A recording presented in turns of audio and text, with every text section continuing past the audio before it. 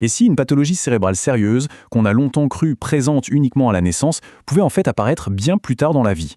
C'est une idée qui a complètement changé notre façon de voir la fistule artério-veineuse piale. On va décortiquer ensemble comment cette découverte a été faite. Alors voici notre programme. On va commencer avec un cas clinique, un vrai casse-tête. Puis on va explorer les preuves scientifiques qui ont montré que cette maladie pouvait être acquise.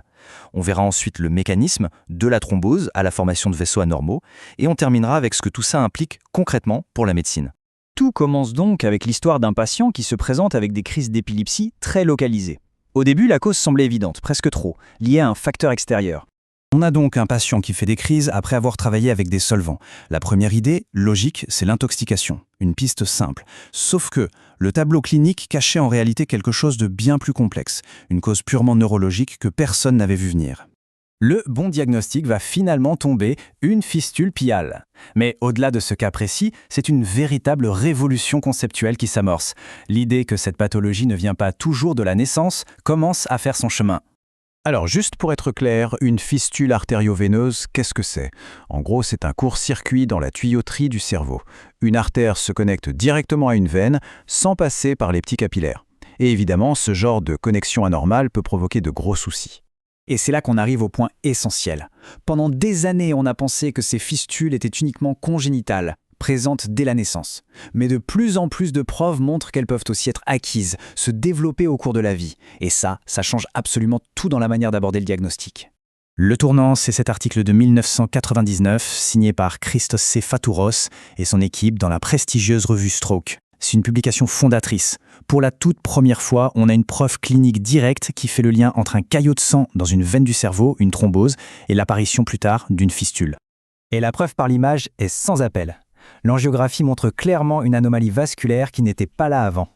C'est la confirmation visuelle que la fistule n'était pas de naissance, mais qu'elle a bien été acquise. D'accord, donc une thrombose peut causer une fistule, mais comment? Quel est le mécanisme?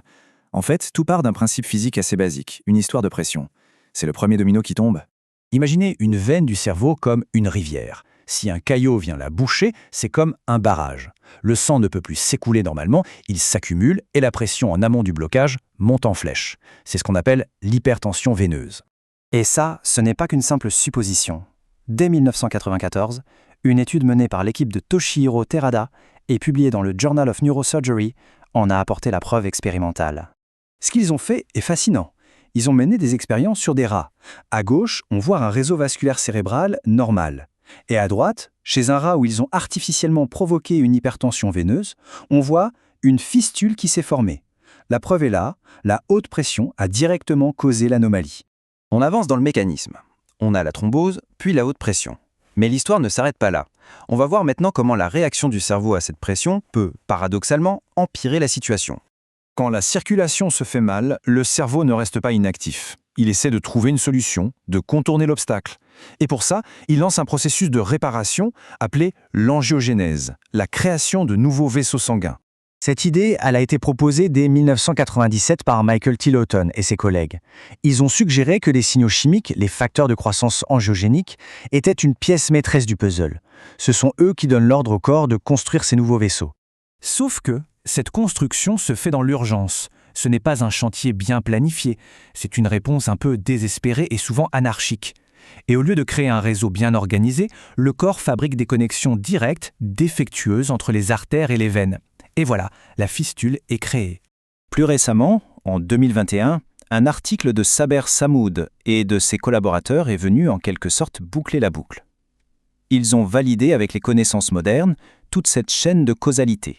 L'hypertension veineuse déclenche bien une angiogénèse qui, à son tour, mène à la formation de la fistule.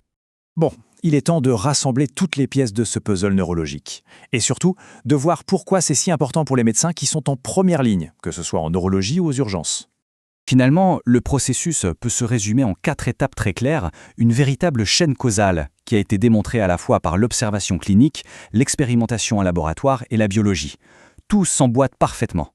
Alors concrètement, qu'est-ce qu'on doit retenir? D'abord, une fistule piale n'est pas forcément congénitale. Ensuite, il faut y penser comme une complication possible après une thrombose veineuse. Et surtout, des crises d'épilepsie inexpliquées, même si on pense avoir trouvé une cause évidente, devraient peut-être pousser à chercher plus loin du côté vasculaire. Le mécanisme est là, il est connu. thrombose, hypertension, angiogénèse et enfin fistule. Tout cela nous laisse avec une dernière question, une réflexion importante. En gardant cette chaîne de causalité en tête, combien de diagnostics qui semblaient limpides, presque trop évidents, mériteraient en fait qu'on y regarde à deux fois ? L'histoire complète se cache parfois bien au-delà du premier symptôme.